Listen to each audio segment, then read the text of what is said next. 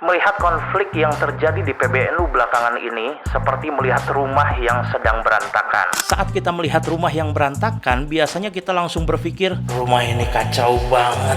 Padahal ada dua kemungkinan. Pertama, memang ada orang yang sengaja mengacak-ngacak rumah itu, tapi kemungkinan yang kedua sering kita lupakan. Rumah itu justru sedang dibersihkan. Lemari dibongkar, debu berterbangan, lantainya berantakan. Dari luar terlihat kacau, padahal tujuannya untuk membuat rumah itu kembali rapi. Menurut saya, cara berpikir seperti ini juga penting melihat dinamika yang terjadi di PBNU belakangan ini. NU adalah rumah besar. Apakah keretakan ini benar-benar terjadi pada saat kepemimpinan Gus Yahya? Atau sebenarnya keretakan itu sudah lama ada, hanya saja selama ini tertutup oleh karpet. Dan ketika rumah itu dibersihkan, karpetnya disingkap, debunya berterbangan, dan retakan-retakan yang selama ini tersembunyi pada akhirnya terlihat jelas.